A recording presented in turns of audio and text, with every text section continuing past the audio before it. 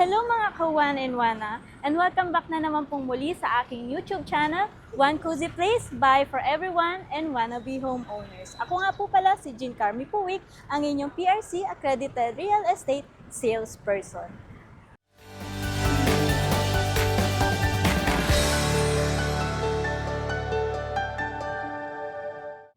At andito tayo ngayon sa Barangay Sahod Ulan, Tanza, Cavite, upang ipakita sa inyo ang isa naming hawak na housing project dito, na pwede sa pag-ibig, bank at in-house financing. Ito ay si Mikara Estates. Ano nga bang meron dito sa Mikara Estates?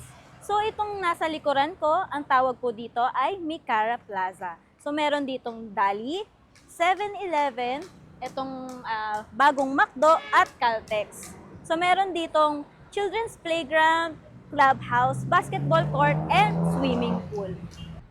So meron tayong entrance gate with 24/7 security guard. Then meron po tayo para sa mga commuters natin, 24/7 din po yung transportation natin. Meron tayong minibus, bus, and van po. Ang mga bus natin ay papuntang PITX or mga going to Manila.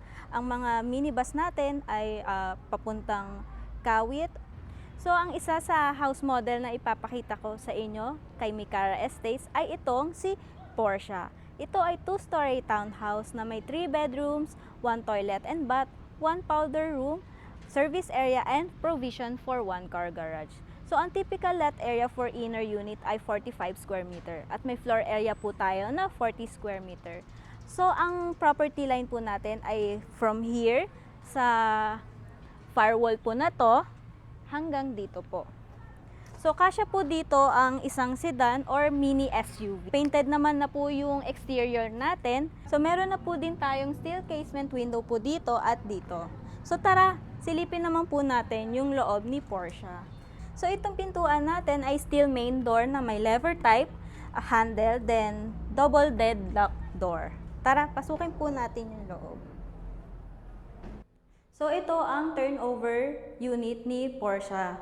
So ito ay plain cement finish at painted white walls. So dito yung living area natin. So meron na tayong nakaabang na 4 cables sa TV, saksakan, internet, at dito yung dining room and kitchen. Dito naman yung dining area natin at yung kitchen. So meron pa tayong extra saksakan dito. Then so yung lababo naman natin ay naka-tiles na din at may stainless kitchen sink. Meron na din tayong cabinet dito sa ilalim. Then naka-steel casement window na din tong likod natin. So ito yung service area natin. So ito yung service area natin. So if ever na may katalikuran kayo, ang magiging hati po ay 4. So hati po kayo dito sa kapitbahay ng firewall hanggang dito po.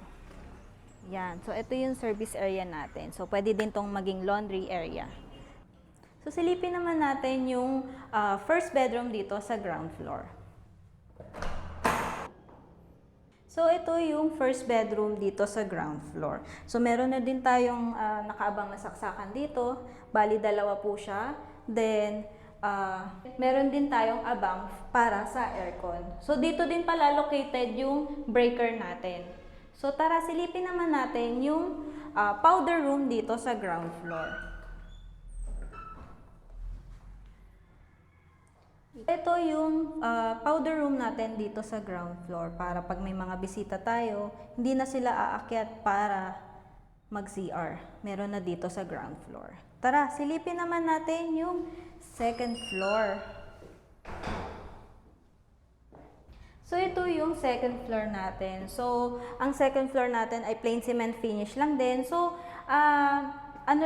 hindi po kasama tong gray plaster bond coating, kasama po yung sa ground floor. Hindi po yan kasama sa turnover. Bali, plain cement finish lang po siya.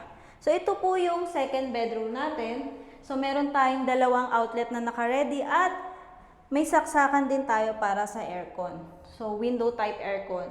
So meron din tayong steel casement window din po dito and painted white walls. So may ceiling na din siya. Silipin naman po natin yung master's bedroom. So ito po yung master's bedroom natin. So meron din tayong dalawang saksakan. Then may saksakan din po tayo para sa aircon, window type. And still casement window na din po tayo. Meron na din tayong ceiling dito. Ang kinagandahan po dito kay Porsche ay may mga partition na mga bedrooms. Hindi po tulad ng ibang hawak namin na other project ay bare type finish lang siya. Tara, silipin naman po natin yung toilet and bath dito sa second floor. So ito yung toilet and bath dito sa second floor. So complete fixtures naman po siya. Wala lang siyang saksakan na naka-ready for heater and yung tissue holder and soap holder. Pero naka-tiles naman po siya.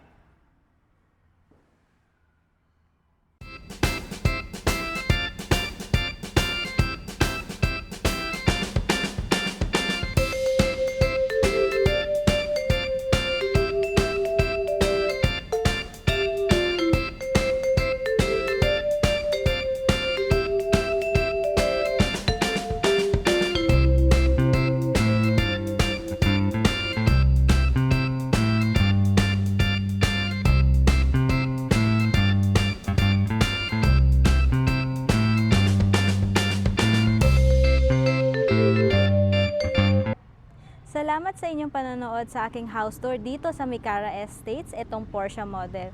So kung kayo ay interesado at nais magpa-schedule ng house viewing, kontakin nyo lang ako sa number sa ibaba or sagutan ng aming contact form sa description box.